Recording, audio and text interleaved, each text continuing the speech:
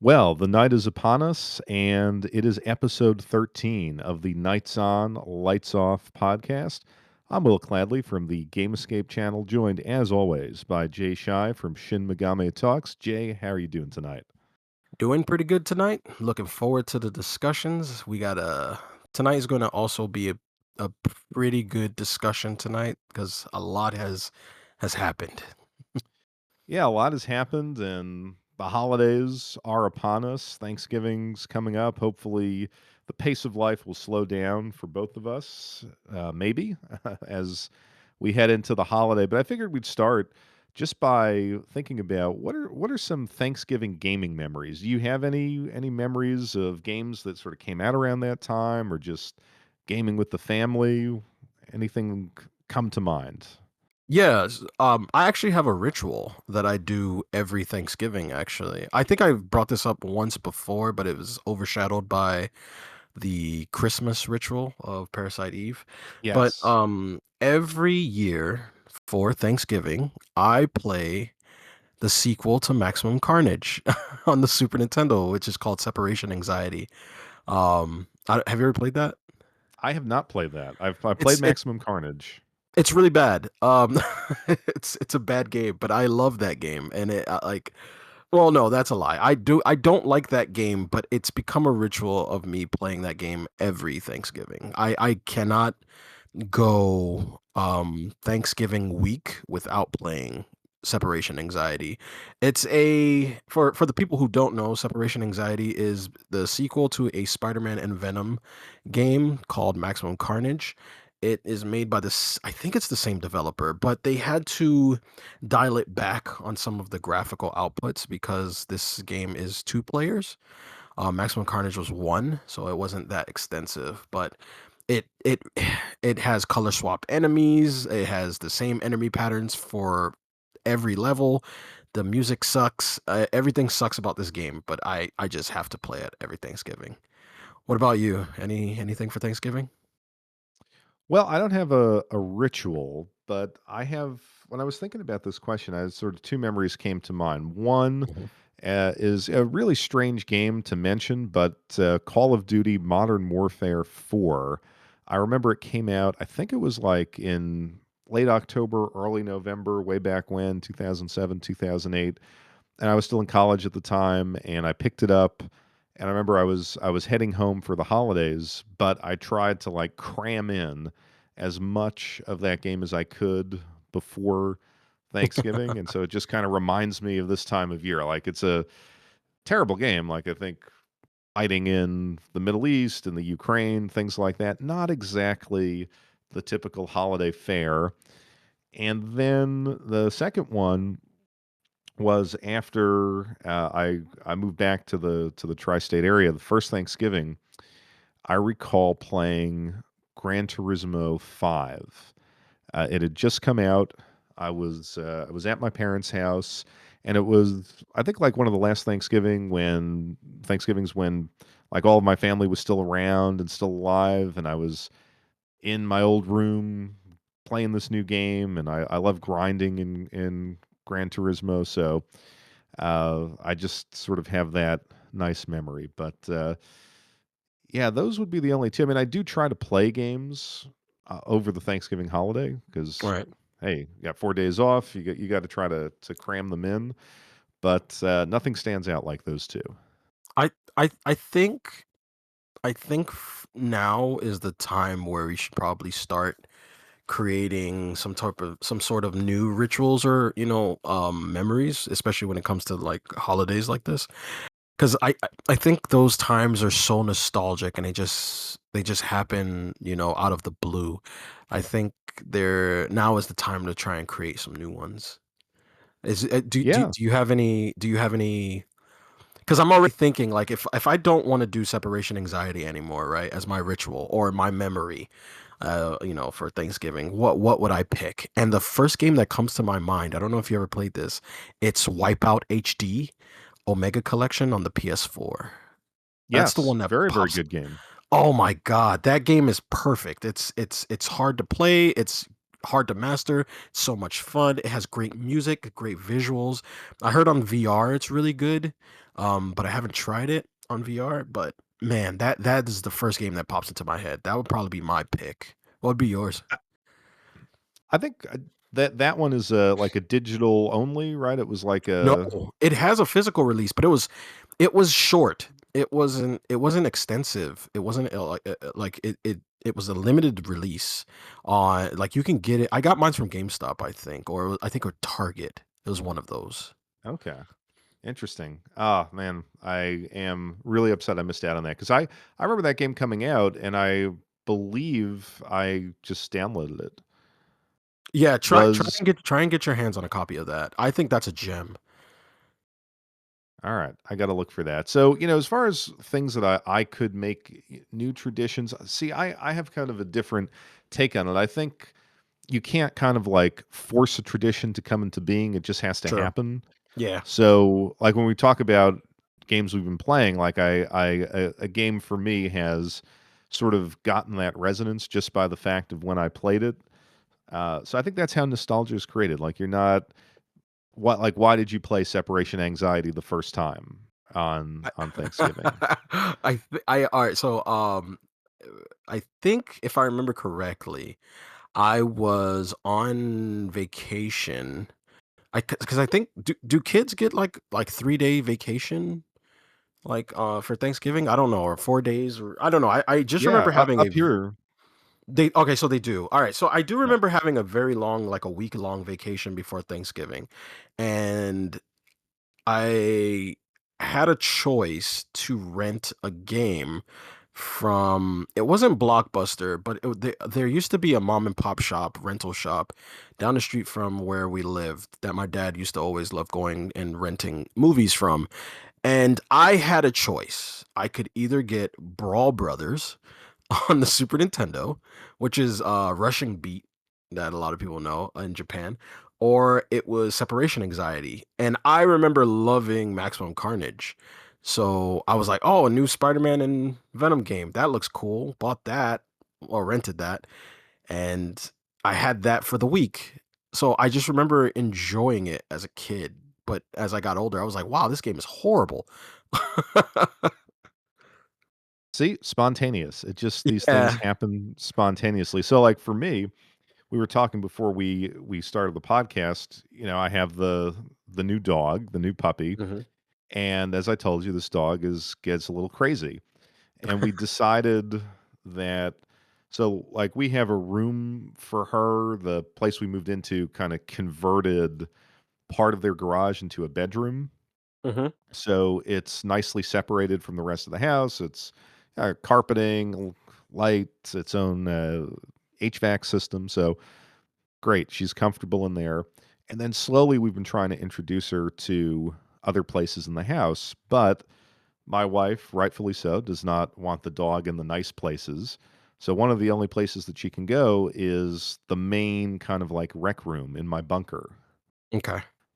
And when we first brought her in there, she went absolutely insane. She just started tearing around the room, running up the stairs, running down the stairs. Like there's a bar in there, and she just kept like circling the bar at about 20 miles an hour. So we would bring her in there for a little bit, take her back out. It was sensory overload. But the first night that she could stay in there, I was actually playing the Mario Galaxy 1 and 2 re-release that just came out. Hmm. And there's something, maybe it was the music, because very kind of calming music in the first Mario Galaxy. Right. So she stopped being crazy. She got up on the couch and she was just following Mario with her eyes. And That's adorable. she she kind of like walked, like got closer to me, leaned on my shoulder. I didn't say anything, I didn't do anything. I'm like, oh God, she's calm. And I just sat there playing that game for an hour as she slept. And then for like the past couple of times she was down there, that was the ritual. I'd play that game, she'd calm down a little bit.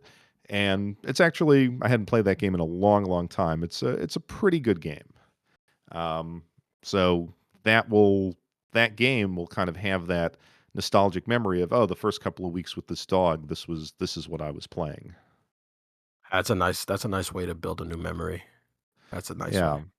Now, of course, it's evil Nintendo, and of course, my game card is probably going to die. But for the time being, it's a nice memory.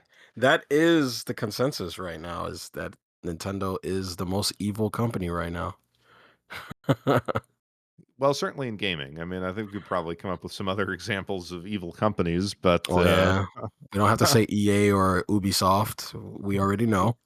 yeah, yeah. But no, Nintendo's had their problems, but I will Yeah. give them, there is something still about those Nintendo first party releases. They're special. So They're yeah, very special, man. There is something about those games that even to this day, when you pop them in years later, there a magic about them for sure.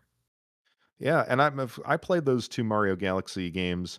I'm not gonna say, like, right back in release because I got the Wii a little bit later, Hmm. but I remember playing them and kinda hating them because I just hated the motion Same. controls. I thought it was such a gimmick and Hmm. just very irritating, and then I picked up what was that, like, limited release that they did, Super 3D All-Stars or something like Yeah. that, Yeah. and I played a little bit of Mario Galaxy on that, and for some reason, I didn't enjoy it necessarily on there, but the Switch 2 maybe I think has better motion tracking, and so the motion elements in the game you can do control with the Pro controller, Hmm. and it just feels a little bit smoother, frame rate's better. So to me, this is the first time that I'm really enjoying those games. It's funny that you mentioned that because I remember when I the first time I played Mario Galaxy, I didn't enjoy it either. There was something about it that I just did not like, and and the thing is that the game I'm pretty sure isn't bad, but I noticed that if you let a game sit for a while, one especially one you don't like, if you let a game sit for a while, and you go back and play it years later after you forget, there is a joy that you can find, but somewhere lying beneath the deep reaches of the snow somehow. Because I'm actually going through that exact same process with another game. I I actually decided to pop in Final Fantasy 13 for the first time, Interesting. and no, this isn't the first time. It was this is probably like the second or third time. I remember the first time I played it, I hated it. Um, but I never played through it. I just played a couple of hours and I was like, wow, this is bad. And I just had it sit on my shelf for years. And I popped it in about a week ago actually. And I've actually been enjoying it, but it's to me it's still very mediocre compared to other Final Fantasies. Um do I hate it as much as I did the first time? No, but it's not a great game, but there is some joy to be found in Final Fantasy 13. That's interesting because I think that's a good test case for your theory. I despise that game. When it came Hmm. out, I think I bought it shortly after launch, like, oh, I have the PS3. I think you Hmm. remember like they did these insane looking trailers for it. Yeah, And I was all in. I was like, this is gonna be the next Final Fantasy VII. This game's gonna change my life. I can't wait. And it was just so linear. it is. Yeah, I just felt like you're walking down these corridors. The characters didn't connect with me at all, and I just, like you said, I put it on the shelf for years. Are you playing it on the PS3? Or are you playing like a Steam? I think they released it on Steam, or they have like an upgraded version of it somewhere. no, I had a PS3 version that I've had for years. I'm playing on a PlayStation 3. I have a disc. I did notice something about that game though. Is that you're 100% right. I hate the corridors. Like there's this mechanic. I don't. It's not a mechanic. It's a design choice. It's a very bad design choice. It's you running down long straight corridors to a cutscene, Yep. and then there's just more of that until you run into another enemy.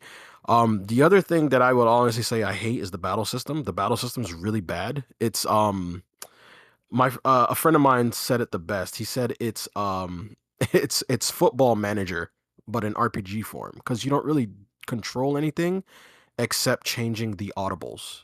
That's pretty much what you do. Like, because I noticed when I was playing the game is that you're not really looking at the combat on screen. You're basically just staring at your life bar. And whenever the life bar gets too low, you press R1 to change their paradigm, and then they change into healers or, sentinels or whatever they want to call it. And then you just change them back, and then you do more staring at health bars. And I was kind of like, this is horrible.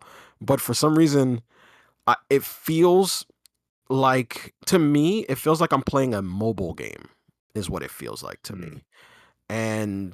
And occasionally I get to interact with the mobile game.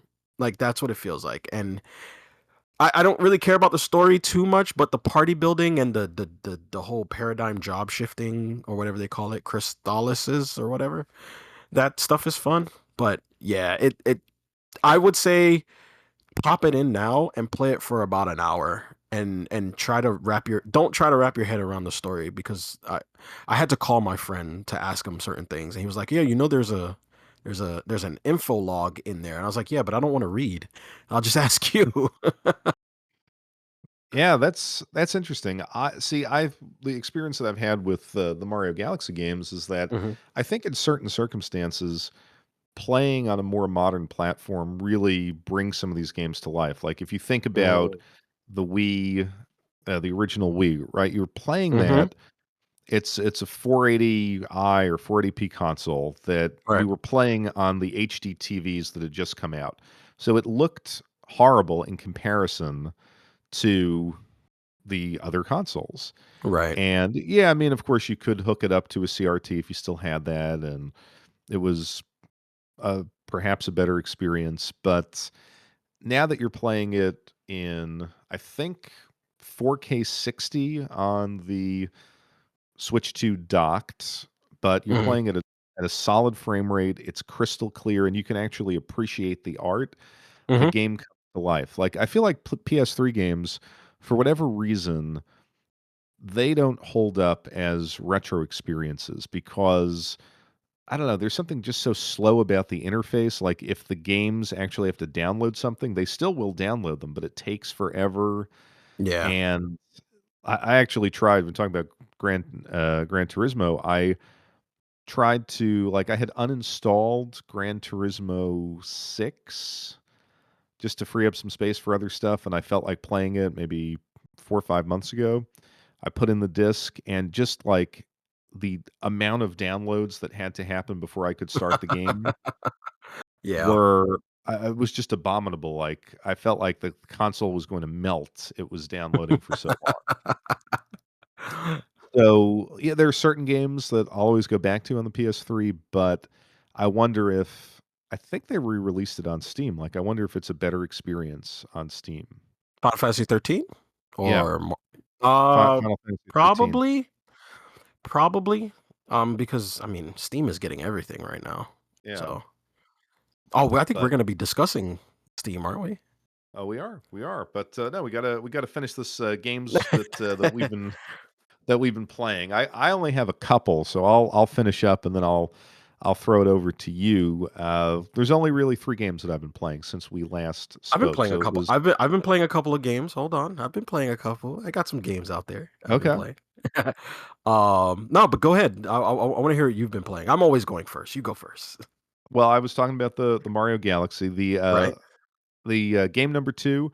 I was talking about this on the Discord. It's Golden Tee Arcade Classics. Is that the golf game? The golf game. Like I was Oh shocked to see man, this. that's a I was just classic.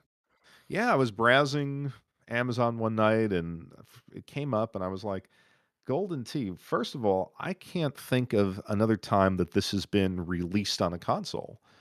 And I actually think there was one PlayStation version, Mm. but these are like all the Golden Tee games, plus I think like a a bowling game, and then I don't even know what you call it. It's like a game that you play in what I'll call like old American bars where there's this like little board and then you throw these metallic things. It's kind of like curling, Okay. but not on ice. But it all uses the trackball mechanic.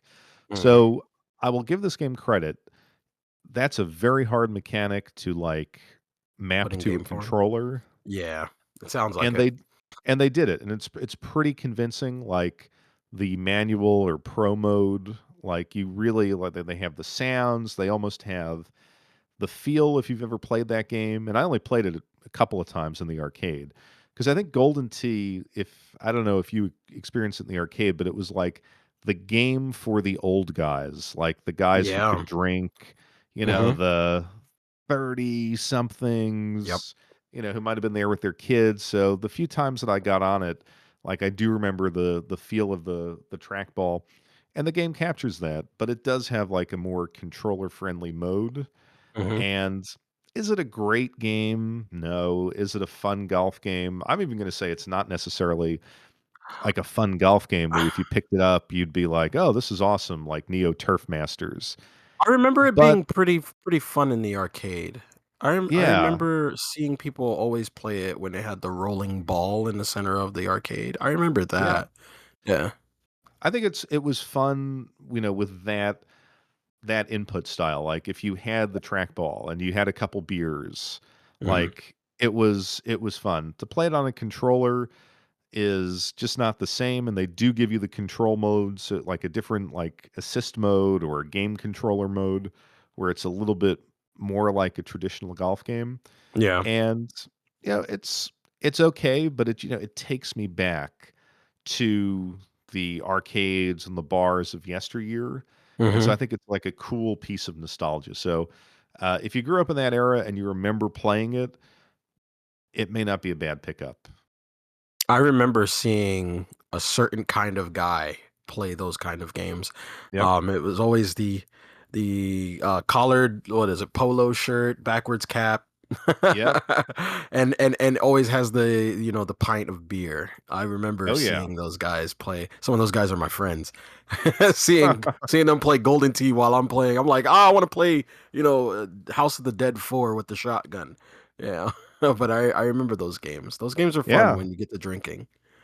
The best game though on there is the bowling game, which I never saw in person in the arcades. Mm, I've never But seen it it either. was yeah, but it was just a really fun, fast-paced, pick up and play game. And then the third one for me, Tales of Grace's F Remastered, Ooh, f classic. for the Switch. I had never played the original. I Mhm. think it was I think at the time, like, it was you didn't think it was gonna come out in the West, but it made it here, and a lot of people liked it.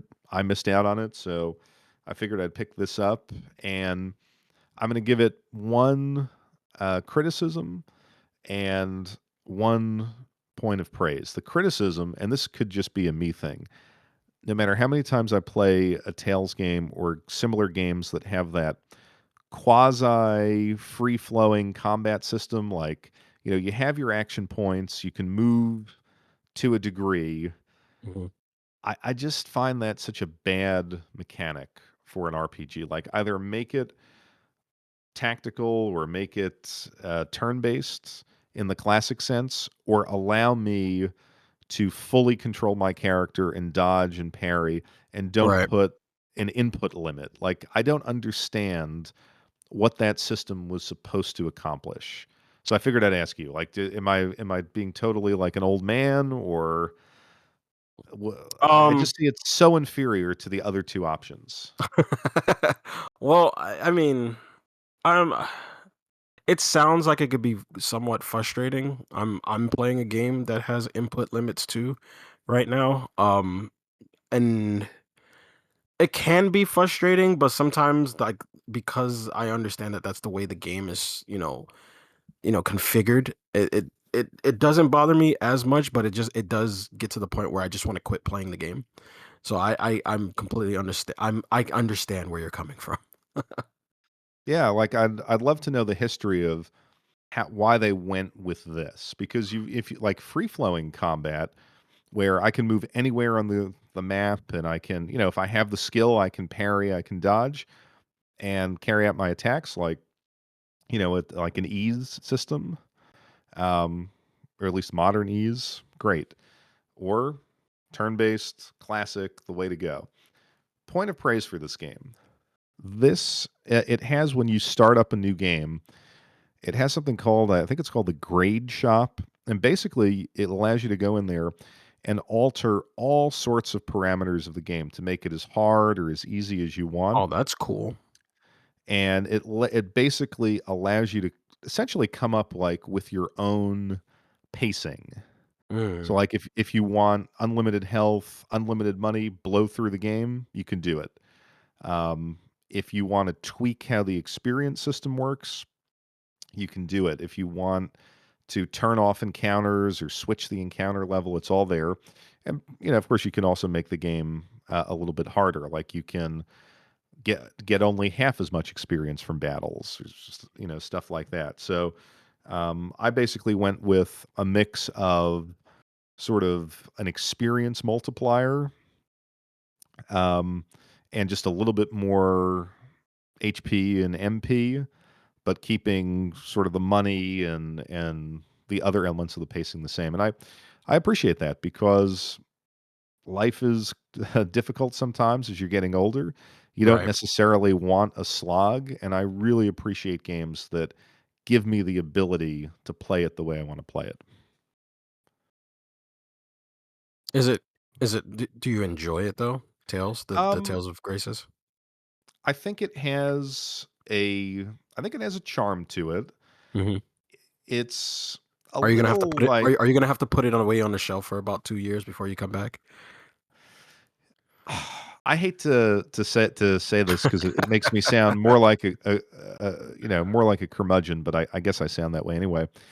So JRPGs that focus on like little kids coming of age interest me less and less.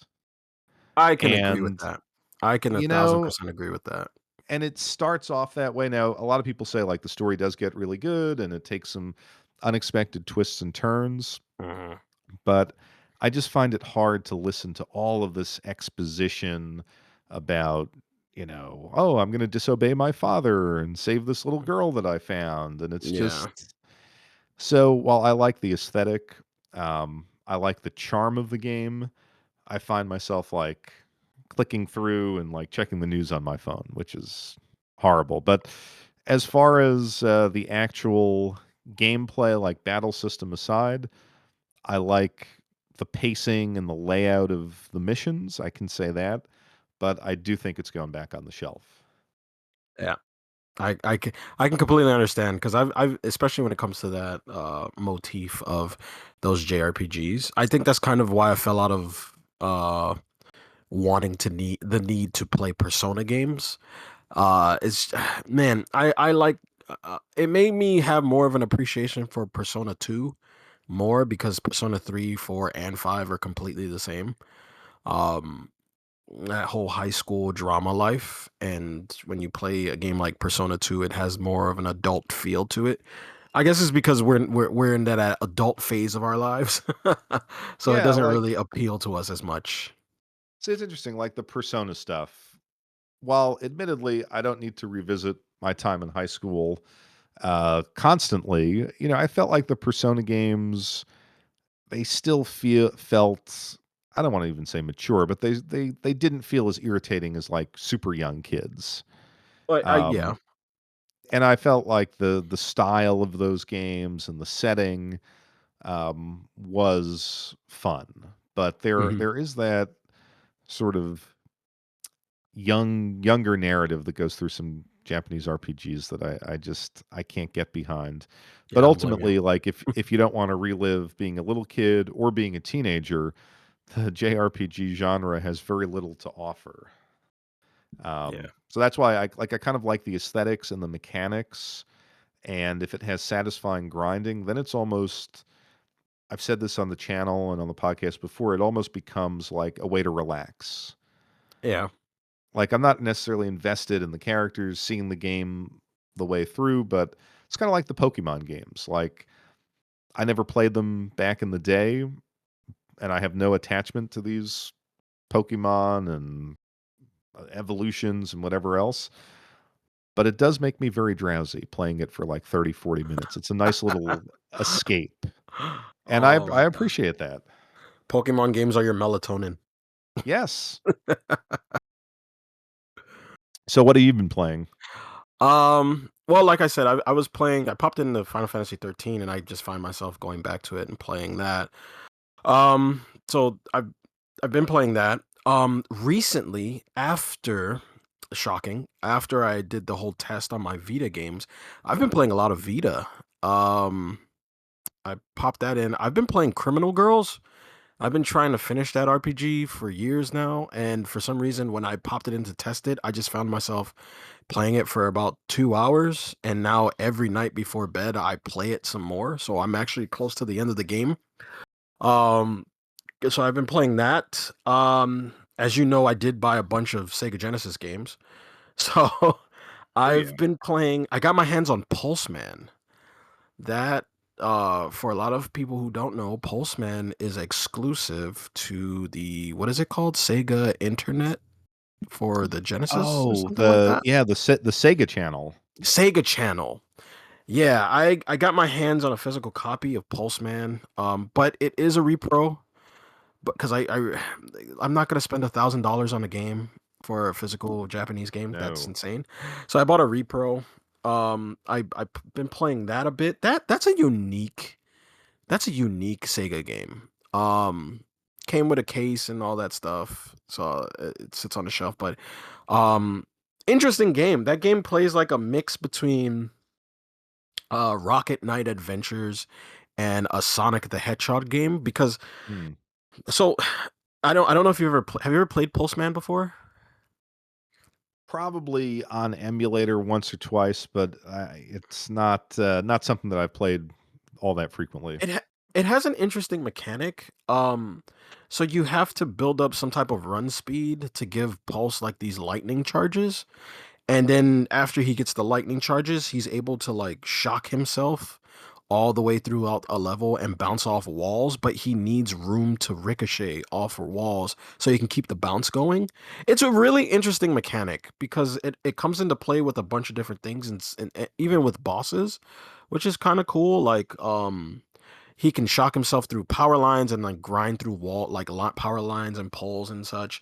And when you build up like when he uses his ability, he loses the lightning bolt, so you have to run through the level, like not through the level, but you have to build up some sort of speed to get the charge back.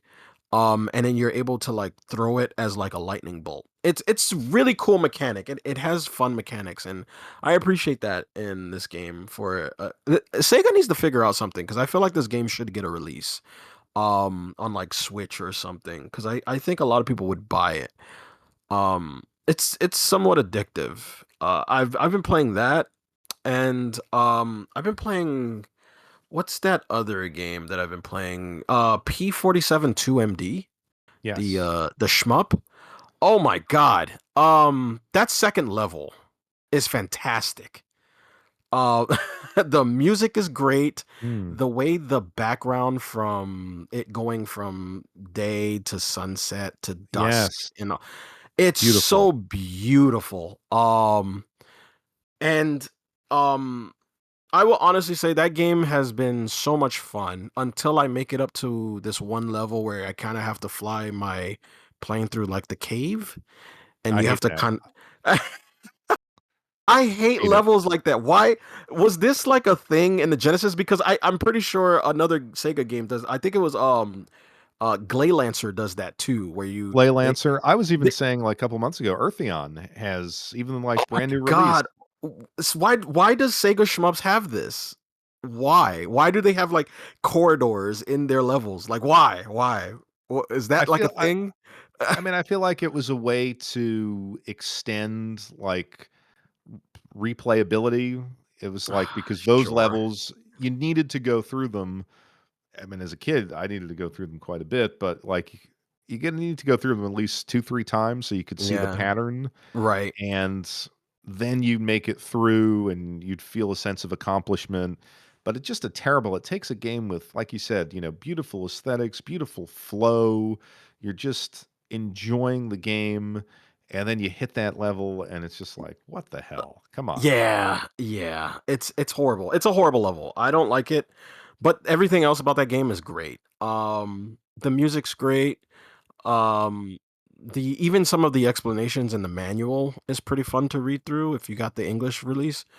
That stuff is fun. But I've been having a lot of fun with those games right now. So I think that's pretty much all I've been playing. I'm trying to look around my game room right now. I'm trying to see what else I've been playing. Oh, I told you, right? I got my hands on a copy of the Famicom game that was just released on Nintendo Switch Channel 2. Psycho Dream. Okay. I got my hands on that. That game is brilliant. I know it got really low scores back in the day, but that game is fantastic. It's a really how do I explain this game? Psycho Dream is an action platformer on the Super Famicom. That you let me try and pitch you this plot. Okay, I actually had to look this up on the internet because I could not piece together what I was doing in the game, right? So it's I think the future for them is 1999. I think that's what it Yeah. was. I don't remember, but that was the far future, right? Um Apparently kids are addicted to this online virtual reality world, and they stay in it so much that they become something called, I forgot what it's called, not doomers, I don't remember what it's called, but they become so addicted to this that they actually fall into a relapse into the virtual world and they get stuck. So the government created this task force, where the task force has to go into the dream world and retrieve the souls of these people, and it's surrounding this one girl who has fallen into a coma, and they have 1 hour to try to, or 24 hours to try and get her out alive or something like that. So it's these two agents that you get to choose from that get to, go through like her nightmares or something like that. But the game has a cool mechanic where you kill monsters, they drop certain power-ups, and depending on the power-ups you pick up, you change into a different being or you get a new weapon. It's really cool. It's a really cool Super Nintendo game. I definitely recommend, if anybody buys it on, Switch Online or whatever it's called, definitely get it. It's a fun little game. I've been having a blast with it on my Retron. That's interesting. It's funny as you describe the game. I was thinking of like 90s, early 2000s visions of like virtual worlds and Mhm. networked worlds and how they would screw with people. Like, you could probably do very interesting cultural retrospective on this with things like Serial Experiments Lane, the Mhm. Soul Hackers series, like Yeah. even a movie like Perfect Blue, just this like the dangerous new world of computer networks. Yeah, Um, it definitely dives into some of that stuff because I think I don't know because I was too young at the time, but I'm pretty sure that a lot of people had big fears about, the internet and virtual reality for sure. yeah. Well, hey, I guess a lot of kids today are stuck in a virtual world that carries them away into abyss. I think it's called TikTok or Instagram and TikTok, all that. Instagram, Yeah. yeah. It's so funny that you also brought up like one of the games you're playing is a Sega Channel game. So I remember when the Sega Channel came out, I was very excited. And a few years prior to that, of course, I always wanted video games. I was always pestering my parents to take me to Toys R Us. I want to buy this or take me to rent this. And my father one day was like, you know what? There's going to be a time when you're not going to have to go to the rental store. You're not going to have to go to the store and buy games. They'll just be available like on a cable network or on a computer. And then you can just play them whenever you want. And so when the Sega Channel came out, I'm like, Dad, do you remember when you told me the games would be available via a cable network? Well, here it is. Can I get it? And he looked at me and he was like, no. No, you can't have that. Of course not. That's dad's. Yep. But yeah, I wonder. I don't even know all the games that came out on there. I mean, I think some of them were retail games, but there was I think a Mega Man, like an exclusive Mega Man game, and I feel like you also said you were playing Castlevania Bloodlines, and Yeah, I that got my hands on a copy of that, yeah. yeah, that may have been on there as well. Mhm. Yeah, But Castlevania Bloodlines. This is my. I think that did come out on the Castlevania Anniversary Collection, right? Can't remember. I want to say it I did, I but I want to say it did, but I don't remember. But Castlevania Castlevania Bloodlines on Sega Genesis is probably one of the most violent Castlevanias I've ever played. yeah. I don't remember it looking this violent on the Anniversary Collection because there were certain things where I was just going, "Whoa," like because I popped it in and I was playing it, and when I was playing with the guy that basically plays like any Belmont, not the one with the spear, but whenever you whip a zombie, they would literally split in half and the blood would Yes. just spill to the floor. And I was like, I don't remember this in the Switch version. Why is that? And maybe I'm just having selective memory, but I just don't remember it being that violent. And I was like, man, this Genesis version is really fun because seeing that was great. Yeah, it's funny when you said that you got that, I'm like, well, that's an amazing pickup. I'll probably never have the physical version of that, but I played it on the analog pocket Uh-huh. and I was really surprised like how good that game was. Like I remember it back in the Mhm. day. Maybe I rented it, maybe a friend had it. It's kind of sketchy as far as the memory goes, but I remember it being hard. Like it seemed Yeah. harder than the Super Nintendo games to me back then. And so I didn't get that far, but as I was playing it recently and enjoying it, like you said, coming back with a little bit of perspective, I was like, wow, this is really a fabulous game. And I got reasonably far in it. So I felt proud of myself. It's like, oh man, the first time I picked this up in years Mhm. and it was fun.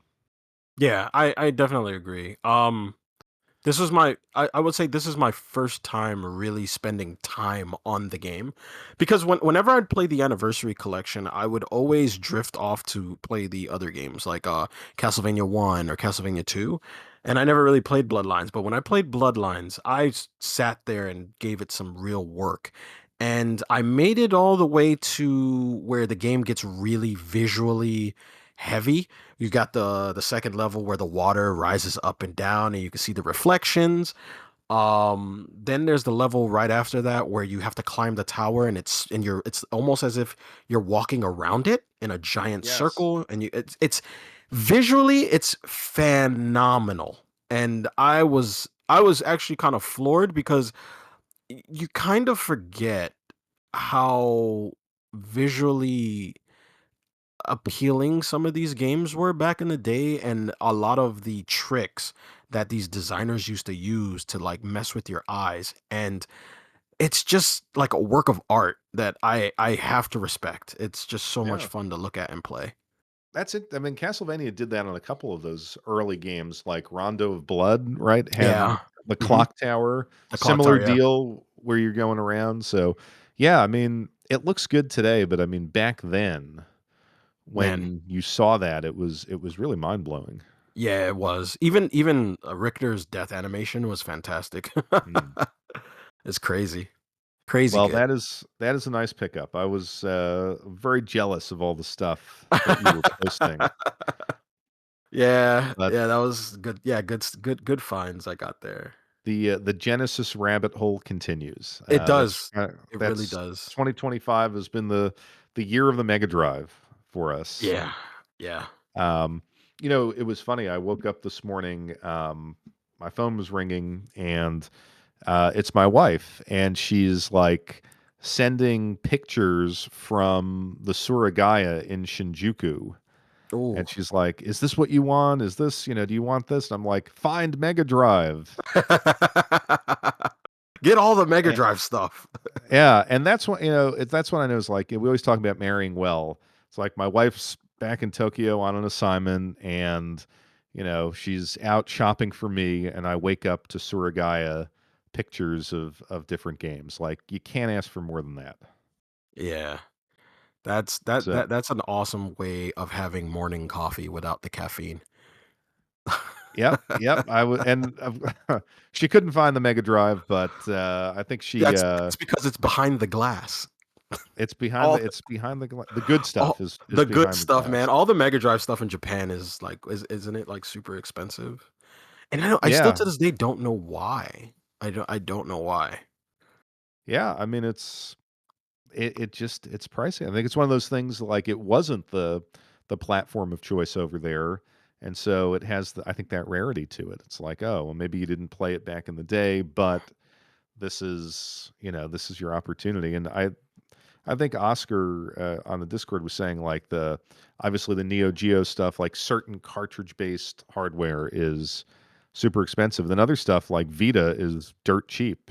Yeah, But I it's everywhere. so I'm like, like I woke up like in a stupor and I'm like, oh, Suragaya, what can I tell her to get? And I was saying like, oh, if they have the Densha to go Switch controller, I was like, you got to get Mm. that. Go to the glass. Do they have it? They didn't have it at that one. I feel I did see that. I think I texted you. I did see that on Yeah, one you of the did. The trips. last time you were there, you told me you was like, "Oh, they got Denshin to Go, the controller for the train," and I was like, "Yeah, don't call me, just grab it. I, Don't tell I me about it, really just grab it." I really regret not because we were so like jammed with stuff in our suitcase. Like I literally had no room because it was right at the end of the trip, Oh man, and we already had to buy like another suitcase to take. So I was out that of luck. that thing But would have been my carry-on. yeah, in retrospect, it should have been. Yeah, But I should have bought it when I had the chance to when it was up for pre-order. I just didn't have the money at the time, and I was already pre-ordering a bunch of other stuff. And I even mentioned it to my wife. I was like, "Babe, would you pay?" Well, I said to her verbatim, "Would you play a train game with me?" And she's like, "I don't know what that is." And I was like, "A game where you drive trains in Tokyo. Would you play it with me?" And she's like, "No, that sounds ridiculous." And I said, "But what if it came with this controller? Would you play this game with me?" She's like, "Oh, how much is that?" That's immediately what she says. And I was like, like it's like 4,900 yen or something like that. She's like, "Well, how much is that?" And I was like, "I lied a little bit. It's more like 49,000 yen." And she's like, "Yeah, that sounds like a lot." No. yeah, yeah, it's I think well, when it first came out, it was like 23,000, right? 23,000 yen. It was about $150, I think it was. yeah.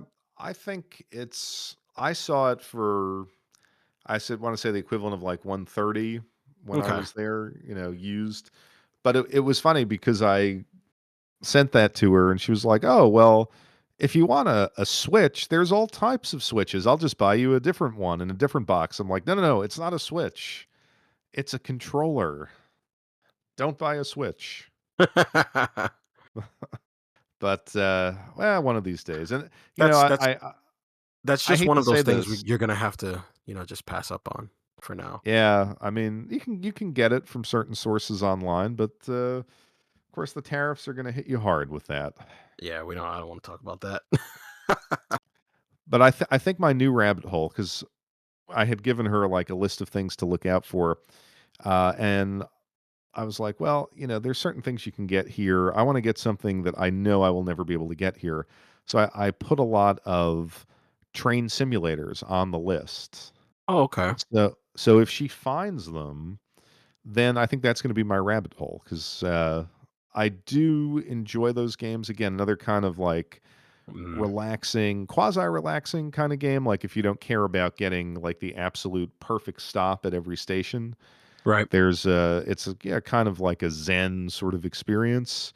So depending on what she comes back with and some other things that I have in my collection, especially with Switch carts potentially dying, I may open up some train simulators, take what she brings, and like do a little video about all these different train simulators. So Nice. that's the next rabbit hole. But talking about Switch carts dying and Vita and 3DS, you actually did some testing following our last episode. So I feel like you got to Yeah. give the listeners an update. Any broken games? What did you find? Sure. So the first thing I tested was the 3DS. I felt like since those were the ones that kind of raised the alarm, I figure I tested those out first. I have about I would say about 12 3DS games. They all work. Except there was a one hiccup with what game was it? I want to say it was Valkyrie Profiled, which is a DS game. It was something of the bloom or plum or something like that. That game, it did like this weird thing when I put it in 3DS. It flashed me a black screen and gave me like a warning where it couldn't detect the game, and I was like, oh no, this is the one. This is the one that breaks. It's got to be Valkyrie profile. No. And then I just resetted it, and then I put it back in, and then it just kind of started up. So I was like, okay, I wonder if it's one of those things where it's like, hey, this is like the end. You saved it in time, you know. You got 2 more years on your clock, you know. Um the Vita games, every last one of them checked out fine. I have not tried the Lost Child yet. I haven't ripped that open, but I did rip open, what was it? Um, it was a what's the SD Gundam? It was that. Okay. I ripped that open. That was also fine. So none of the Vita games broke. They're all good for now. Now, um, the beast is obviously Switch Yeah. for the both of us. I right now I feel like we're in the good area of Yeah. of the Switch, where Switch games. The only problem that I'm having now is trying to figure out if my wife tells me, because I asked my wife, I was like, hey, what do you think? Do you think I should sell the Switch collection now that we know that there's this future of, that they're just gonna break? And she's like, she told me very honestly, she was like, look, you sell this stuff. You're not. And the mostly because of the reason is because it's not just that you play them, but you also like to collect for historical reasons. You keep these things because they're kind of like your history, like no one's gonna have your collection. It's unique Yeah. to you. So I kind of decided to keep my collection, and if they die, they die. But I haven't run into anything dying on me as of yet when it came to Switch, but I've heard other people tell me that, oh, I had this game die on me. Well, you actually have somebody leave an actually comment on your video um about the discussion we had with the Switch games, and they said that their copy of Xenoblade Chronicles died. Yes. It Yes. Yeah, it just kind of just crapped out on them, and that sounds like a defective copy. It doesn't. I don't think that Xenoblade is out there just dying. That game came out what, 3 years ago, 3 4 years ago. Yeah. It's So hard I don't. to. Yeah, I think that was a defective copy. Well, it's interesting. There's a guy on that video, another guy who left an interesting comment. His name was RIT 1821, and he said, "If you're a Switch collector, it's a lose lose situation. If you don't use a game, the game just disappears once the charge on the internal batteries Yeah. depletes. And if you use it, you use up the preset read write cycles, which will reduce the lifespan of the cartridge anyway. Right. Even high end SSDs have these limitations." Right. I mean, and he's right because this Nintendo. So putting your games on these cards basically stops you from future proofing your collection, right? So Pretty much.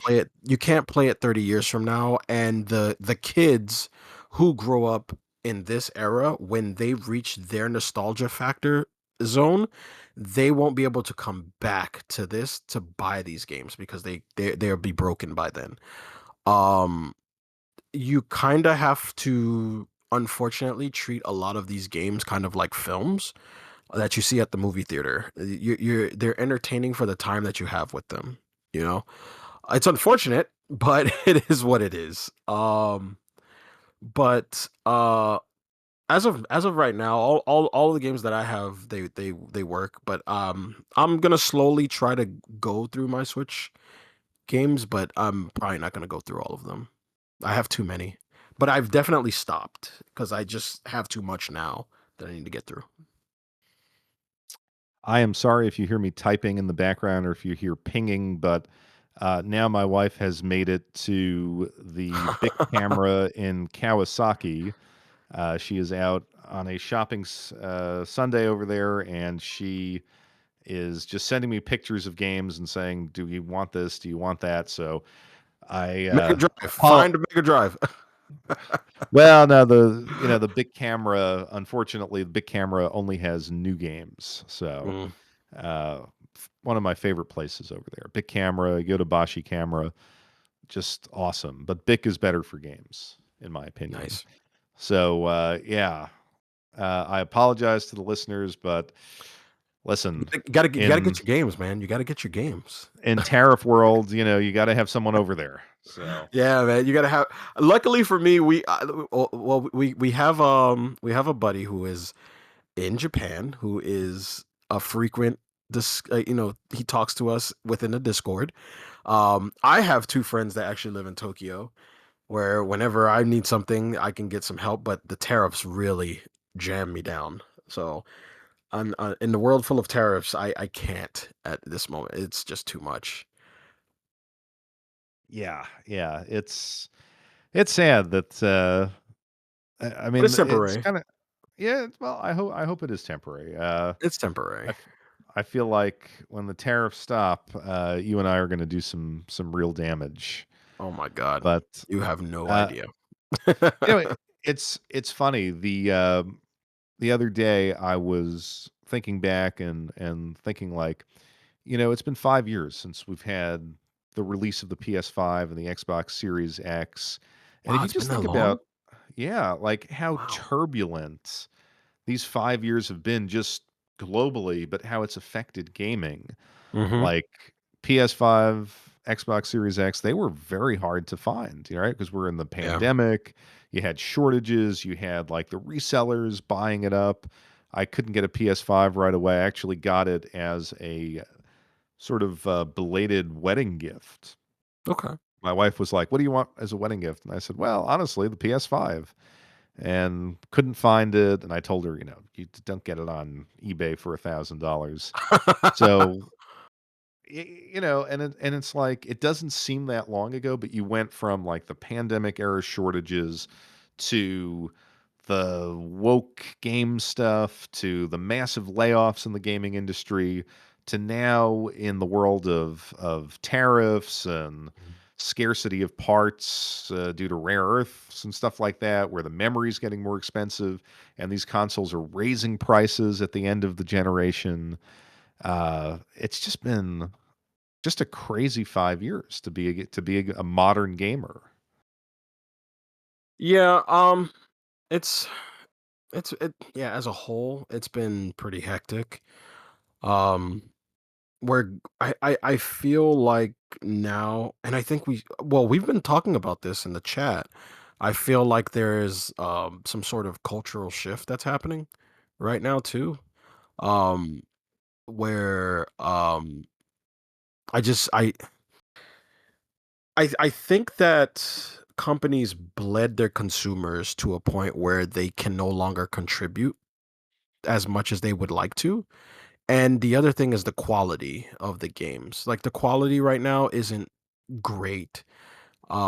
Games either come broken, they got what is it, day one patches, games. I mean, and the thing is that some games came broken back in the day too. But there was a level of quality there back in the day where even if a game came broken, the game, well, back in the day, we actually used to call those things that were broken glitches that we would Uh, exploit. yep. But yeah, I I feel like there's a cultural shift right now where people are. I would say people are very picky and choosy, and they prepare for the worst now because they don't feel protected as much. Mm. Yeah, I think you kinda hit the nail on the head. You have all of those issues, and I think also included in that is kind of like the pace of development has really extended. It's so expensive to Yeah. make a AAA game, and so I was, like, thinking about releases on the PS5 that I really enjoyed. And Hmm. then I think Sony's like blockbuster games like what is it, God of War Ragnarok or Hmm. The Last of Last of Us. Us, all those, like, they have just such a formula, that like cinematic Sony looking formula, and I never found those interesting.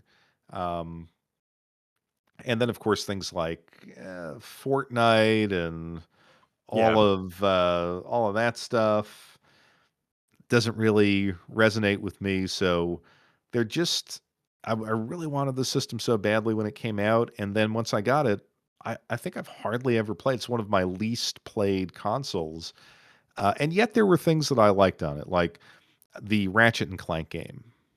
That was, I think, a very very good platformer. Mhm. The Astro Boy game, not Astro That Boy, was great. Astrobot. Yes, Astrobot. Astrobot. yes, Yeah, that was Astrobot, great. like one of the best games I've ever played. Hmm. Um, Sorry, I have to interrupt. My wife is asking if a Switch game called Truck Driver by Rainy Frog Entertainment No. is worth it. No. You can leave it. Yeah, You can I'm leave just gonna that say one. not for 5,000 yen. You can leave that. However, Yeah. if your wife comes across like a let's say a copy of Dodonpachi, tell her to grab it immediately. Well, I have that. I've got the Dodon Pachi. Oh, okay, good. Good, good, I'm good, just gonna good, good. ask her if they had any of the train games.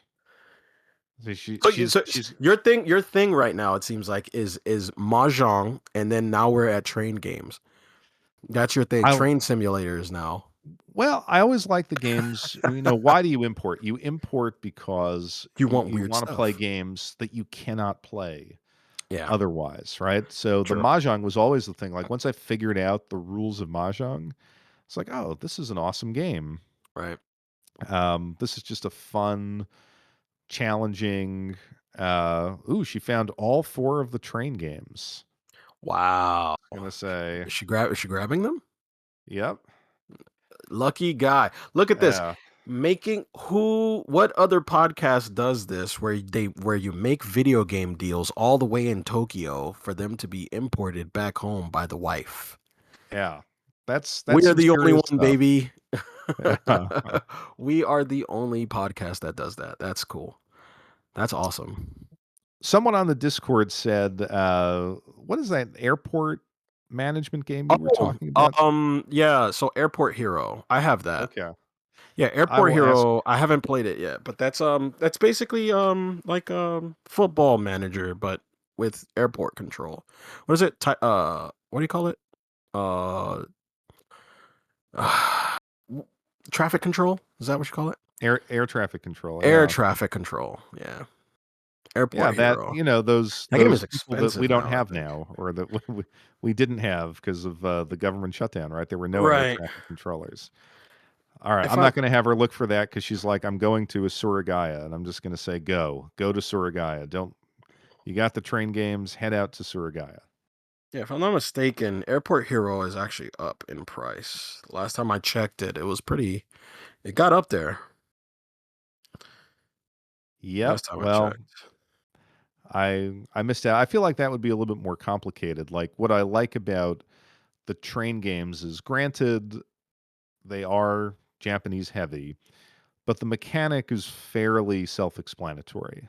Mm, okay. And then once you kind of figure out, like, it's basically varying degrees of stop, go faster, brake harder. Right. And you're just trying to get to the exact position on the platform that you need to go.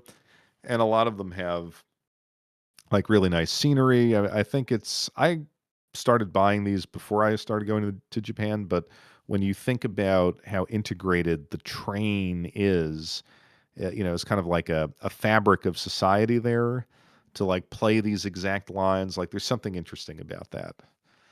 So anyway, that was an aside. Back to the PS5. I guess I should say, you were very anti PS5. I don't think you picked one up initially. Did you ever Um, grab one?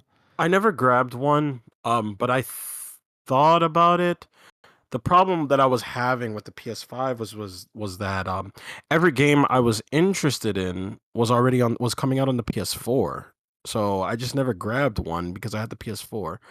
Um and I think the only game that I was interested in when it came to the PS5 was, I think it's called Slitterhead. Is that what it's called? Sliverhead? I think that's what it's Mm. called. I think it's made by the guy who did it's not Silent Hill, was it? Or it's one of those horror games.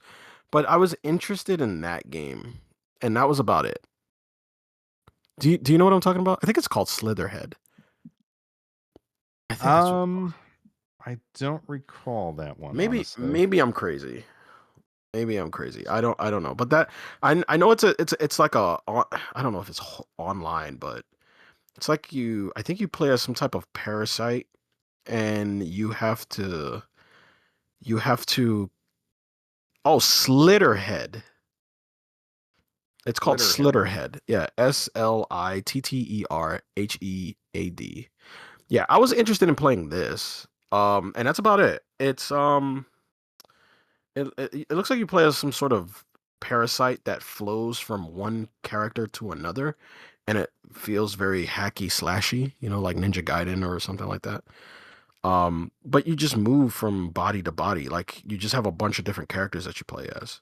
Oh, it's by the guy who did Gravity Rush and Siren. That's Oh, interesting. interesting. Oh wait, no, the gameplay is based off Gravity Rush and Siren. Sorry, who made this? Let's see. Director. Who is this? Oh, he is the creator of Silent Hill, Siren, and Gravity Rush. He created that game. Oh, Wow, interesting. that's yeah. I should probably grab this just to hold until I get a It- PS5. You know what? I had never heard of this, but it looks pretty cool. Yes, it does. You It's hear about on. all the gems from me. Yeah, it's on sale on Steam right now. And this was a US release or Yes, it was. Oh, it's at GameStop for $30. All right, I'll grab a copy and hang on to it until okay, ooh X. Yeah, it's got an Xseed logo on it. Yeah, I'm I buying it. gotta do this. This Yeah, does look good. You yeah, know, I'm buying it. about horror and all of that, Slitterhead. Well, it's horror with action because it has a horror aesthetic to it, but it plays like a Ninja Gaiden game. Like, well, I'm saying Ninja Gaiden because that's like hacky slashy. I call it hacky Yeah. slashy. But it has that action, heavy action, suplexing, demons and all that stuff. So I'm up for weird stuff like that. Oh, and I'm also looking forward to that new Suda 51 game coming out. But I don't have a PS5, so it's $37 on eBay on Amazon. Yeah, I'll buy this. Yeah, Uh, th- that's definitely This in would be my cart. this would be my first. Wait a minute, what is this? Wait, this comes in a big box? Oh yes, give me, give it to me now. Big box. Oh, I see that, but that's It, the limited no, this looks like a day one edition. day 1 edition. Okay. That's what that looks like. Yeah, I'll buy this. Yeah, I'm getting it. My wife is gonna see a charge on the card. She's gonna be like, "What are you buying, Oh sweetie? yeah, What are you talking about? This is just deodorant that I needed." does she get the like the instant like as soon Oh, as you she buy she something she it's she gets all of it. She gets all of it. okay. All right, Like that's a problem. Yeah. the other day I bought no, she's like, I saw a charge. And I was just like, yeah, you did. She's like, what game is it? Can I play? And I was like, you cannot, but you can hold the controller because that's what it is. So I bought one of those Sega Genesis controllers for the Retron 5 or Retron 3 because they have like the controllers that come in the old Genesis kind of box. It looks very nostalgic. So I bought one of those because I noticed something about Retron that I'm not really happy about. The controllers After a while, if you try to plug in an OE, like an original, Genesis controller, the plug is a bit thicker than the Retron 5 one, right? So when you plug it in, it actually expands the Really? yeah, the insert. So when you try to plug in the Retron controller in there, it just falls right out. It doesn't connect anymore. So I had to buy a replacement controller that has thicker edges so that when I plug it in, it actually stays put. But the ones that came with the Retron itself, the two controllers, the Sega one doesn't fit flush in there anymore. So that's the one negative that I found about the Retron 3. Now that you're describing it, yeah, that is true. When you move away from the original controllers and you put that Retron one back Original? in, Yeah. yeah, that is interesting. I have a question about the Retron 3. I Mhm. think my wife just picked up some Famicom games, though I was targeting Super Famicom. Can you play Famicom games on there? Negative. You cannot play Famicom games on a Retron 3. I've already tried it. Really? Does Okay. not work. But you can play Super Famicom. The reason why Yes. you can't play Famicom games is because the chipset is a lot. The Not the chipset, the casing around the chipset is a different size than it is on the Retron, so it will not take it. Oh, interesting. Yeah. Interesting. Yeah, I I wonder. bought a Famicom game and I was like, "Oh, I'm going to play this Famicom game on my Retron." It just doesn't work. I wonder if there's an adapter or something. That would be interesting. Because I feel like, I'm pretty sure Columbus Circle has made that. yeah, I got to look for that. Said I wasn't going to import because it's funny. I don't have a lot of. I sold off my NES collection um, as a kid, and then even as an adult, it wasn't very large, so I never Mhm. actually tried an NES game on there. So I just assumed, hey, plays Mega Drive and Sega Genesis, plays Super Famicom, it must play Famicom. But Right. interesting, interesting. All Um, right. I'm a proud owner of Slitherhead in about a week. Yep, I am. It is in my cart, and I may have to pick up some other things. Like I never want to place my order before the podcast ends because I feel like other stuff comes up. It does. It does. It really does. But man, we are all over the place now. So you didn't have a. That's the one game you wanted on the PS5. Didn't pick up a PS5. Nope, I haven't picked up Um, a PS5 yet. is there? If I can find one with a disk drive, I'll probably grab one when I can. Yeah, because I think it's actually. I was going to say one of the things that I did like about it was it's a really great way to play your PS4 collection. Mhm. You can just kind of plug in an SSD, like a cheap external SSD, Yeah. and works really well. Couple of other games I think of note outside of the Astrobot and Ratchet and Clank. I actually really enjoyed Yakuza Ishin on there, Uh, which I played when I finally got COVID, and I was out for like 5 days, and so that was a great memory. And like Ghost of Tsushima, although I guess that is a PlayStation 4 game originally. But the PS5 version that they released, I thought was impressive, although it wasn't my type of game, but it was pretty decent. But I feel like, I don't know, PS5, like the games that I want to play are so few and far between that it just sits there and gathers dust. mm. And it's really the first PlayStation console that I could say that about because every other one just seemed like it was like the Switches to us today. There's always a steady stream of things coming out that were interesting.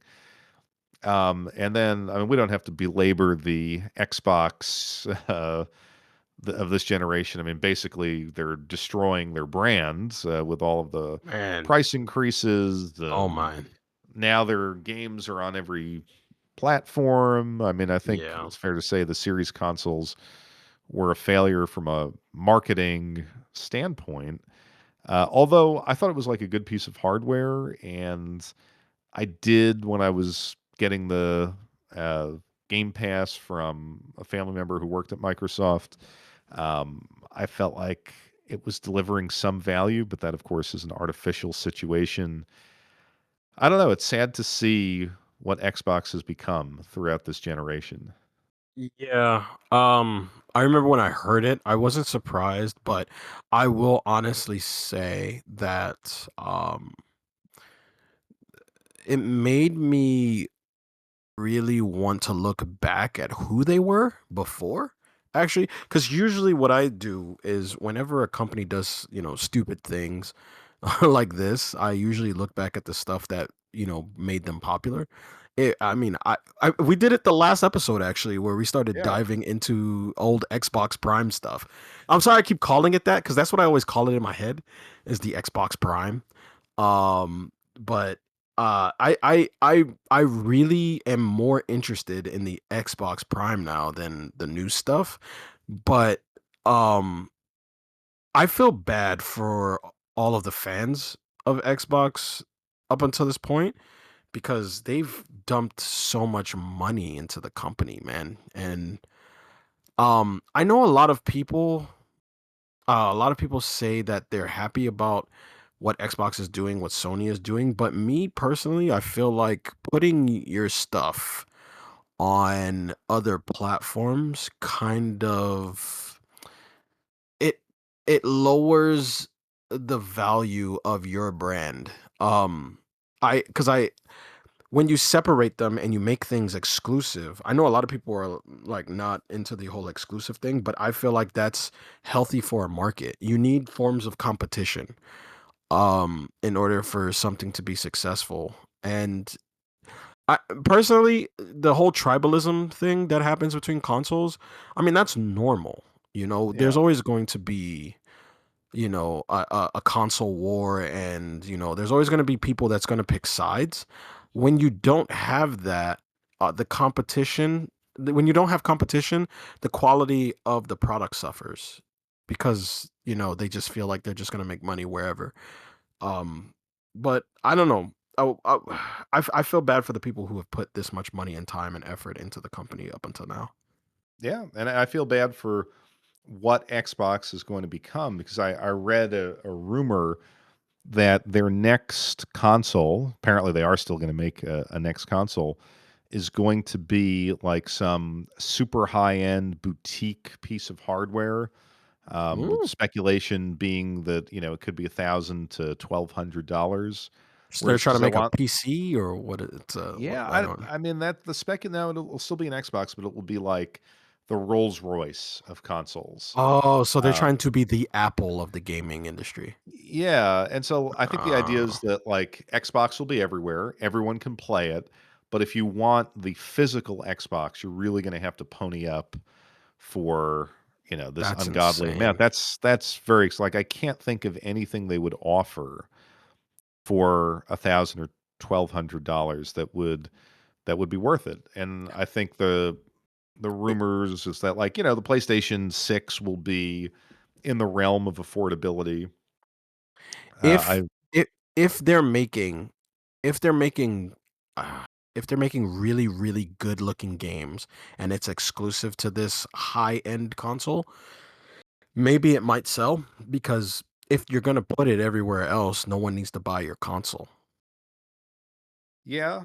Uh, I don't know. Like the only way I could think of it being viable is if for $1,200 I was getting like graphic card performance Hmm. equivalent to a $1,200 graphics card. Hmm. Now I don't know. I haven't been keeping up with the prices, but I'm guessing like the RTX 5000, like the 5080 or something like that, or the 5080 Ti. Those Man, have got to be like pushing I $2,000, right? So, I wouldn't even know. I haven't bought a graphics card since there was a Comp USA. okay, well, Well, no, that's a lie. That's a lie. uh, I think the last graphics card I bought was like probably $600. So if they're in the $2,000 range, that's insanity. I will yeah, keep my PC forever. I'll keep it going forever because that's yeah, insane. that is crazy. So, like, I mean, if it was that kind of value proposition, it's like, well, you can go out and buy the RTX whatever, and it's going to cost you 1,200 plus you'll need the PC. or you can Mhm. get this one box that's going to deliver that level of performance, then maybe, but I don't know. I think if their games are everywhere, this is going to be a hard sell. Yeah, definitely.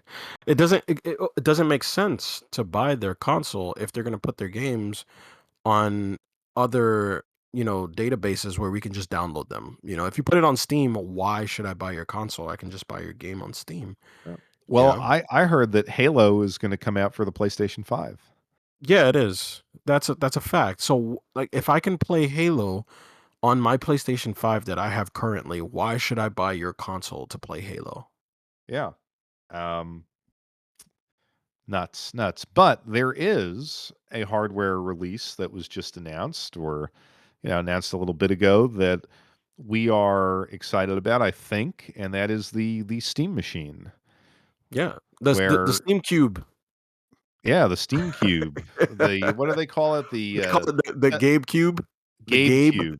Gabe Cube is what they're calling it. Yeah. Yeah. Plus controllers, plus a VR attachment, and I figured, we could touch on that. We don't need to go through all Yeah. the specs. A million videos have done that, but I Yeah. got the sense from the Discord that most of us were pretty positive about this. Yeah. I think everyone was pretty positive about this. The only thing is everybody's competitive about the price. Yeah. Everybody e- Well, e- everybody's competitive about the price. It should be $700. It should be $500. I think I was the only a-hole that was like, nah, it's gonna be over 1,000. I'm pretty sure. well, I thought you might be right about that, but as I read a little bit more about the specs, I mean, apparently the SoC is, I think I read, like 3 years old. Like there are a Hmm. lot of people who are complaining about the hardware choices, saying that they're too conservative, too old. Oh, are And they? so, yeah, so like maybe, there's only 8 gigabytes of VRAM. Oh, that's not Um, good. it's No. going to be the equivalent to an AMD 7600 chip, which, is about a 2002, Oh no. sorry, 2002, 2022, No, no, no, no, no, 2023. no, no. So they may be going for some value here, I which think to there'll me be is not a two. bad. I think there'll be two versions then. Well, there I are think two there's gonna be. there's Oh, going to be okay. but it's only storage. Right. You know, That's what I'm saying. Like, I think yeah. there'll be two versions. There's gonna be the conservative version that we're talking about now with the 8 RAM, and then there's probably gonna be the high end version for the streamer, the TikToker or whatever that wants, 32 gigs of RAM. They want the high end, video card, and it plays all of the games that comes out after this GameCube drops. Well, supposedly that is not going to be the case. Supposedly there's going to be two SKUs, and the only difference will be one is, I think, 512 gigabytes, and one will be 2 terabytes.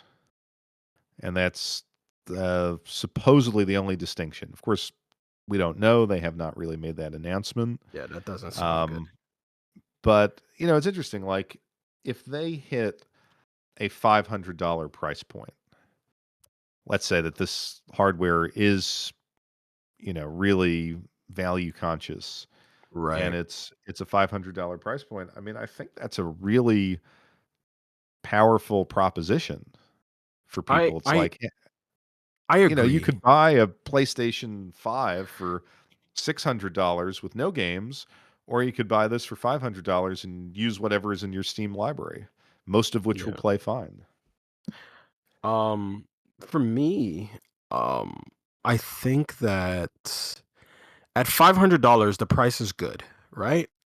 Yeah. However, I think that if they did release this box at $500, people are going to have additional questions. um they're going to ask, well, can it run this? All right, so what's the frames like? Like, I think that if you price this thing high enough, a lot of people won't have a lot of questions because they're paying a lot of money and then they expect a quality product. But when it's lower and it's affordable and it's it because the Steam box is basically a computer. It's a computer box, and Exactly. and everybody knows that. It's not a console. So I think that if you're paying, because personally, if I walked into any type of store and I'm looking for a computer and it costs $500, I'm asking questions. I'm like, all right, well, what's this? All right, can it run this? All right, what's the wattage on the power supply? I'm asking all of these additional questions because it's so cheap. Um, if if they're aiming for that, I think that people are going to be weary to grab it because a lot of people are going to want something that is high end that is cheap. But that's not the way the world works. If it's high end, you're going to pay high end money. Um See, and I don't know. yeah, go ahead. I kind of think the opposite. I mean, I think if Yeah. it's, let's say it's $800 for the base model and 1,000 for the 2 terabyte model, but the Mhm. specs are exactly as we describe them, I think people are going to be like, "What the hell? I'm not paying $1,000 for a 3-year old chipset. Right. Like this is, I'll just go buy the PlayStation 6, or at $1,000, hey, I save up 200 and I can get the crazy high end Xbox." So I think at 500, you'd be like, oh, well, it's a little bit long in the tooth, but hey, I can play my whole library in this room. Uh, And yeah, I I think agree. there's I value in that. Like, hey, I could bring it into the TV room, like on the first floor. It's discreet enough, I think. So a lot of people said that it doesn't look particularly bad or particularly big. Like it looks like a solid high-end piece of hardware. You can kind of tuck it away. So to have your Steam library in a different space for $500, and apparently they're bundling in the new controller, I Mhm. do think that people would have less questions at that price point. Then if that's if all right, so let's run with that idea what you just said, right? I Yeah. think that you should be able to buy all of the different compartments separately then, right? So if you want the box bundled up with all the other stuff, then you sell it at your price or whatever you have set. But let's say if someone already has a PC that's more high end than your box, but all I really want is your VR goggles and the controller. I think that they should do that. They should sell it in separate bundles because I just see them running into an issue where they sell this box that's pretty low end, it's affordable and all these things, but it can't play the new flashy game that just came out. It can't run it properly. I just see Yeah. them running into this issue at some point. So I think if we take like the Steam Deck as the model, like the Right. Steam Deck is the weakest Yeah. of the mainstream handheld computers. Hmm. And yet it ranks pretty highly in consumer satisfaction and even in reviews because it's a bespoke platform. It's, you don't have to deal with Windows in a format where Windows doesn't really work, and it utilizes the little bit of power that it has really efficiently. And of course, the hardware choices are nice. The OLED screen, the controls on it. So I think if Valve takes the same approach, um, they can, like, you won't need to. I mean, I get what you're saying. If you could upgrade all the different components, you could kind of craft it to be what you want. Uh, But I think, with like a small form factor, that's really gonna be hard to do, especially if it's quasi Yeah. bespoke hardware. So, I think you'll be stuck with the platform as it exists by and large. Like, I don't know if they wanna create like an iPhone or a Galaxy phone thing where every year you buy the next Steam box. Right. Um, so I think, like, I'm personally okay with the Steam Deck model. Like, if it works, if it's easy to program for, if I don't need to worry about like the Windows and compatibility stuff, and I can just click the button on, the games load up, and I have my library of thousands of games, and I can play 70% of them. I think I'd be pretty good with that. Yeah. I Well, think a and lot we'll of have to see. I think a lot of people will. I think a lot of people are fine with having the box come out. It's the new flashy tech toy. I think people Yeah. are a lot of people are going to be fine with that. I feel like there's going to come a point in time where they're gonna run into that issue where it doesn't run the way that the PC that is already set up in their house runs, you know? Yes. Because it No, that is just true. like what you said, it's really small. It can only hold so much. And I'm pretty sure you can't upgrade it. Uh, so it I just feel like it's gonna run into some issues. I will say this, it's definitely going to be one of those things where um this is going to be a tech demo. Like this is a test, to see, all right, once they sell it and people get their hands on it, they're going to get a lot of feedback from, customers that bought it, that tell them, "Hey, you need to fix this, you need to fix this, you need to fix this." And eventually we're going to have a giant cable box, another cable box with the Steam logo on it. Yeah. Eventually it's Well, going to happen. now it's interesting, like the VR goggles, I think they're calling them the That's Steam the Frame. that's the coolest thing, by the way. I thought that was Yeah, so cool. but you don't have to have, my understanding is it's its own separate thing. You don't actually need the Steam machine to use it. So it's like a Oh, okay, completely that's good. separate That's good. device. It comes with its own controllers. It apparently is like a quasi PC, so there is some processing and storage within it, but you Mhm. do need to, I think, hook it up to your main PC to get it to work, although it is wireless. Okay. So the interesting thing that I was reading was that in addition to the VR stuff, it has a fairly convincing, like massive 2D screen. So you can play just your standard Steam games as if you were sitting like in a massive movie theater. Oh, nice. And apparently that is something that is apparently hard to do, to make 2D content look good in 3D, like with the Oculus and stuff like that. So I personally find that to be intriguing. Like if you're on a plane and you just have the regular Steam controller and you want to play Streets of Rage 4, That and would you, be awesome. yeah, you slide it over your eyes and all of a sudden you're in your own like IMAX movie theater and you're playing, on this massive screen. I think that's pretty compelling. Yeah. That was the one thing about, that I'm about this system that was interesting to me was the goggles. I've never actually owned any VR, and I wasn't intrigued by the first rendition of it from Steam.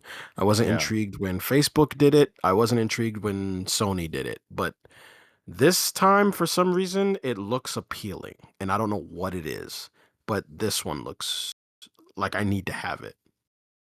Yeah. I'm very curious. Like I bought the very first, I guess, Oculus.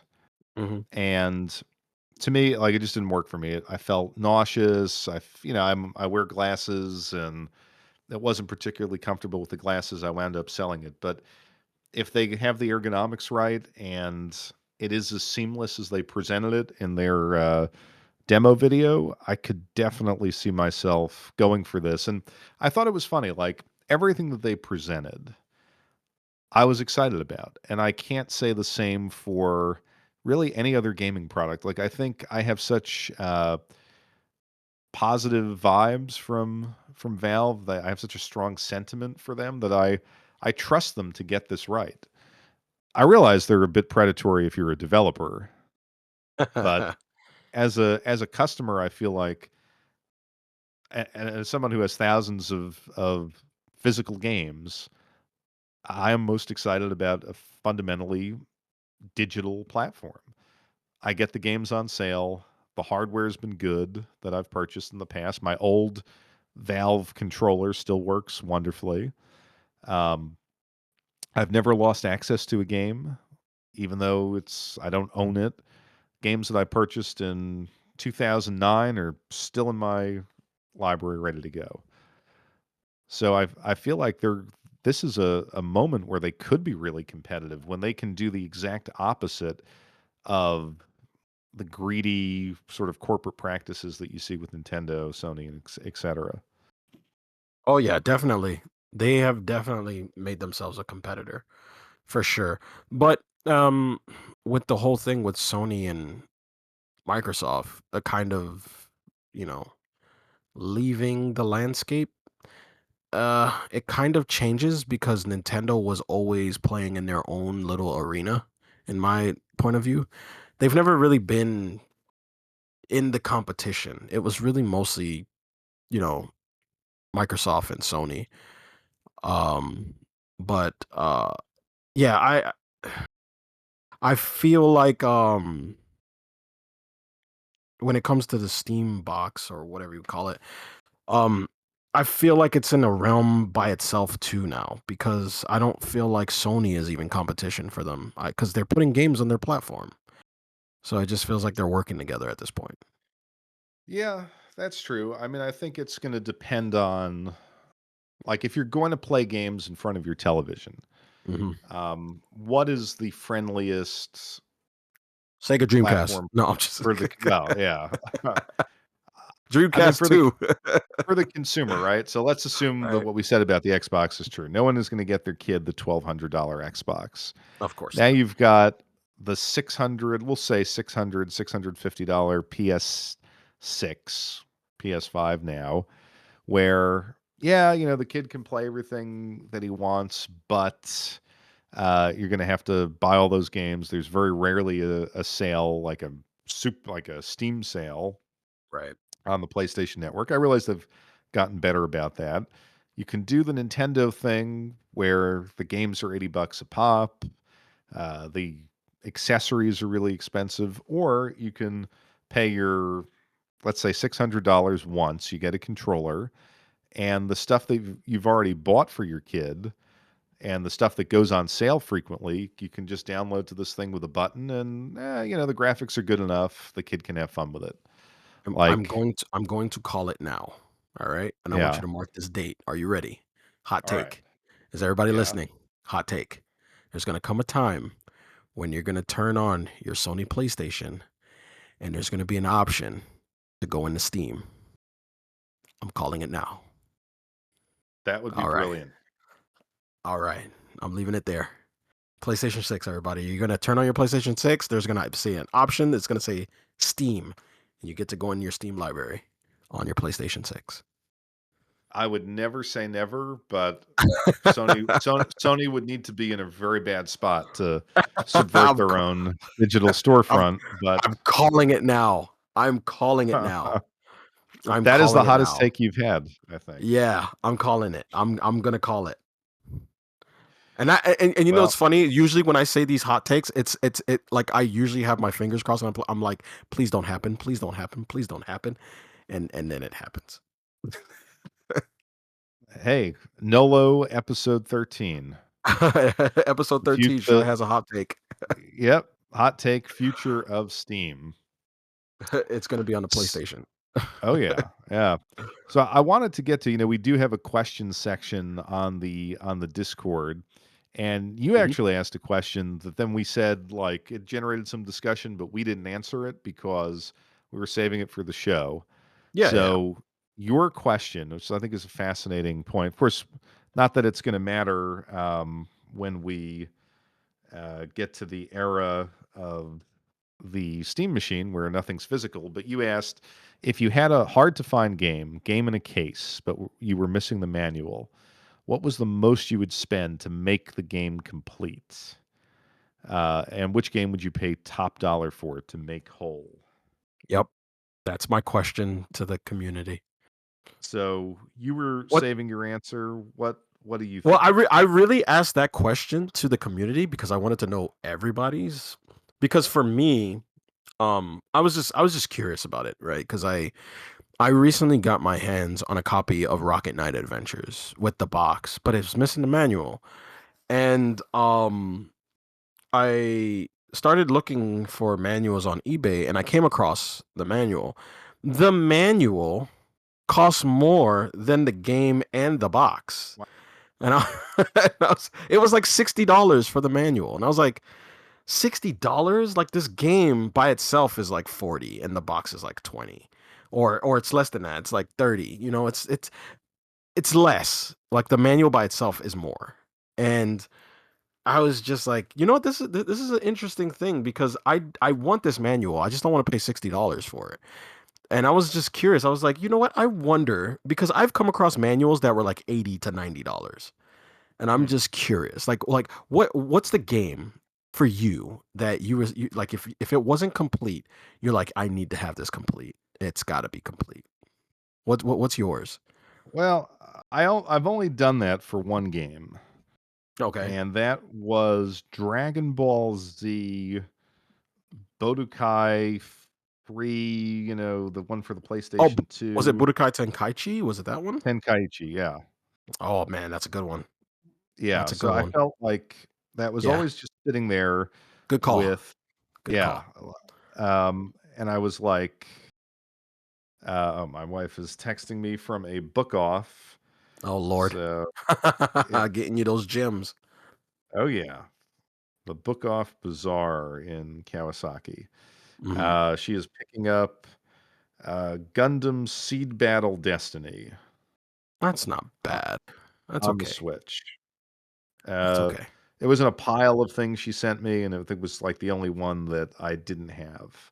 Mm. Um, but anyway, yeah, so I think the game, like, I'm looking on trying to yeah, I'm at the point where I've actually, like, made notes in my Game Eye app.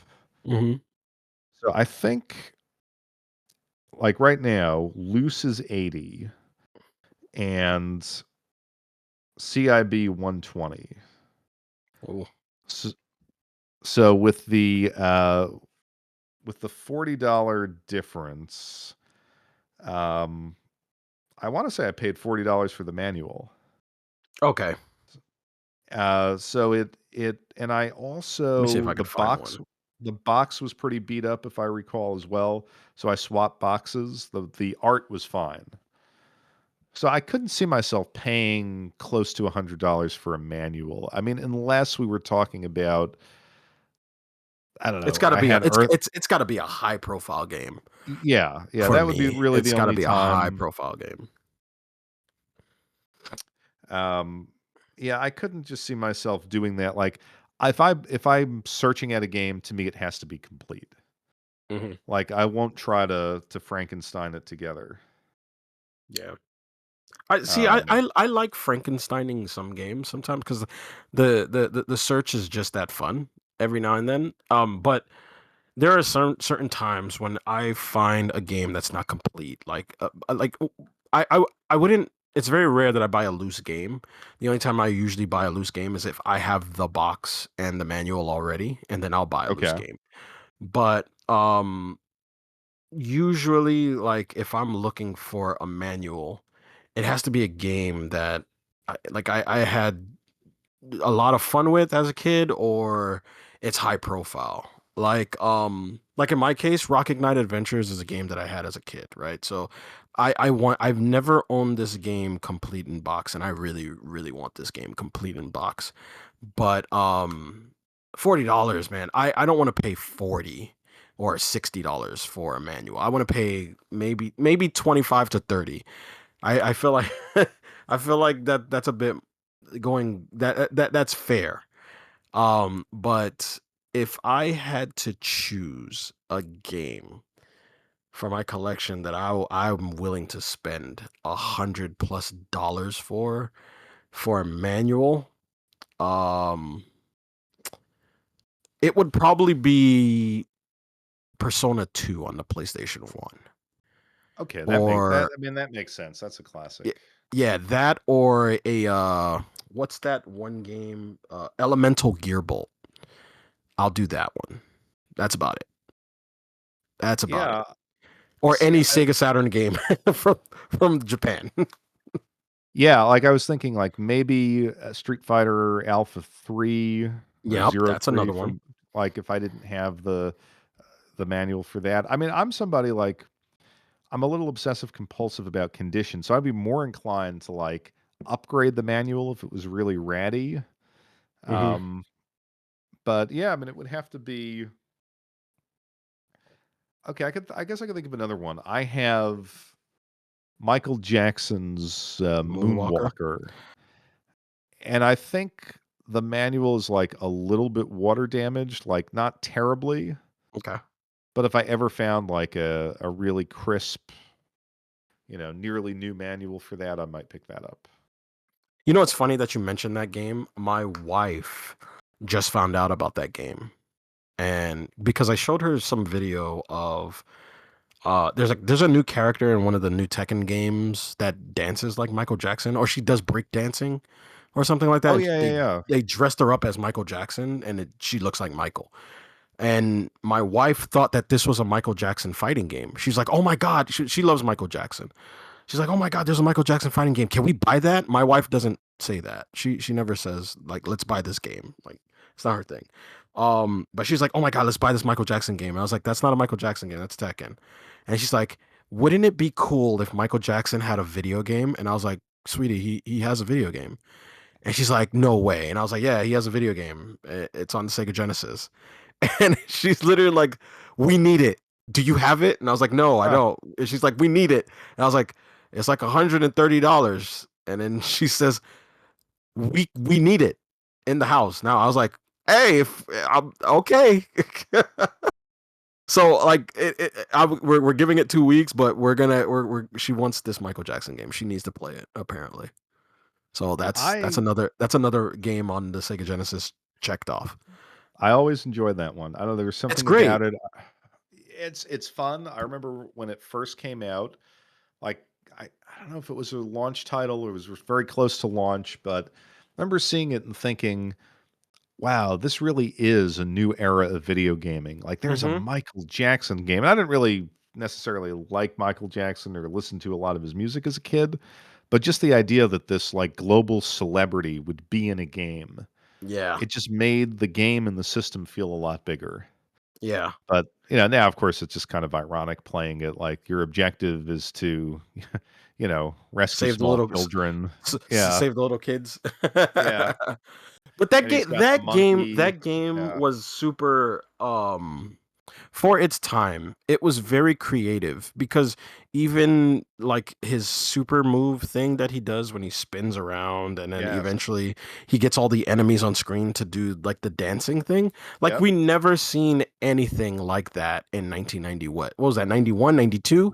I think it was 89 if I Was recall. that 89 or 89? Oh my 90. god. Oh, was it? 89 or Oh my god. 90. Yeah, Like, my my memory, memories are kind of blurry. I feel like that game came out before Sonic. Like, before, No. Was it? I think so. Like, Let's find out. I remember that as being, like, a console exclusive before, Sonic. Let's see, Michael Jackson's Moon. Moonwalker on Sega. Let's see. Hold Yeah. on. What year was this? Nineteen 1990. ninety. Yeah. Wait. No, it says 1990 based on the 1988 Michael Jackson film Moonwalker. Okay, so Yeah. 1990. Okay, I said 91, 92. So, okay, a year. And when did Sonic come out? Sonic was what? 80. I think Sonic was 88, I think. No. I think. Uh Sonic the So Hedgehog. North America, 91. Oh my god, you're yeah, right. yep. Wow, that's crazy. So they didn't even release their mascot the same time it came out. That's crazy. Well, no, because I think Sega had, that other mascot, the Alex Kid, like, that was the man Oh, like, they Alex didn't. Kidd. Yeah. Yeah, and I don't know that he had a Genesis game at launch, but, like, they hadn't found their true mascot for a little bit, so they were That's crazy. I would have never pieced that together. they That's were fantastic. advertising, like, Altered Beasts I as remember that. like, one of the key games, Yeah. Tommy Lasorda Baseball, and they were interesting, and, like, Moonwalker to me was the most interesting of those early games.